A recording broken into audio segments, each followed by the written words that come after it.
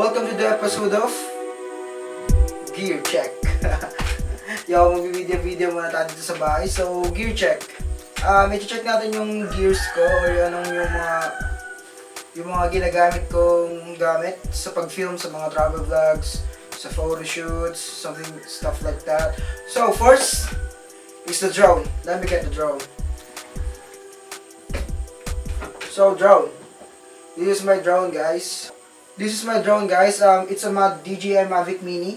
So, ginagamit ko siyang for aerial footage. Siyempre, drone to, di ba? So, lahat ng mga travel vlogs ko is ginagamit ko lahat is DJI Mavic MINI.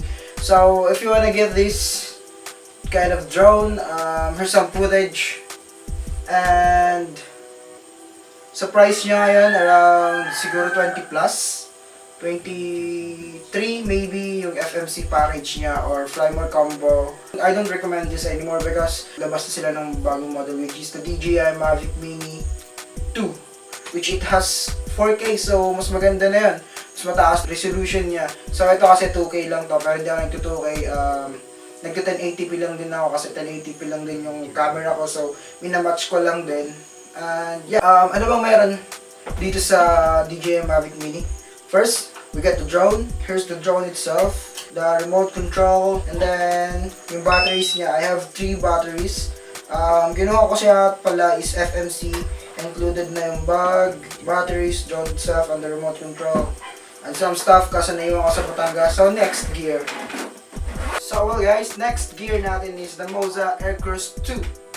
Which is I don't have it right now because I'm using it right there. This is the box included sa kanya. Nakuha ko siya kasi nag-sale siya. Nakuha ko siya ng 17,500 na lang. Focus M or yung focus motor ng MOZA, which is lagi ko siyang ginagamit sa mga travel vlogs din, sa mga wedding videos, birthdays, mga ganun. Yun yung ginagamit ko. Yung MOZA Aircross, like gliding stuff, yun yung ginagamit ko. MOZA Aircross 2. So yeah, I will still recommend this gear, guys. Get the MOZA Aircross 2. Kaso mabigat siya, kaya para nag-gym kayo habang nag-shoot.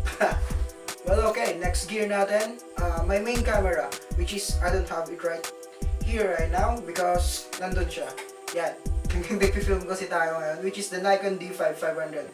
Before I started photography, sa cellphone lang din ako nagsimula noon, which is okay din naman yung paggamit ng cellphone, pero I need to step up.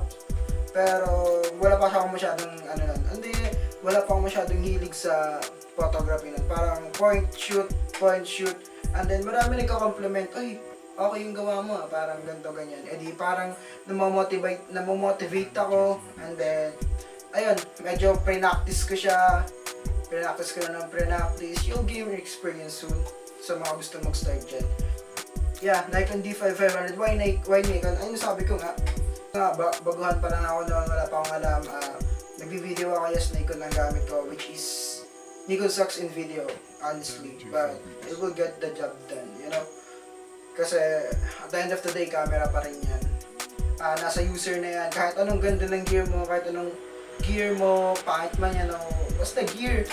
Wala naman yun sa gamit-gamit eh. Nasa creativity ng tao, ika nga. The next stuff is our editing software, editing hardware.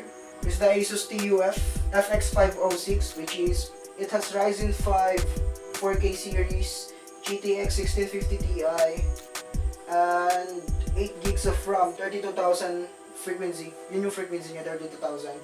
And then, yeah, I'm using the Adobe Premiere Pro in editing software. Yeah, so that's my gear, guys.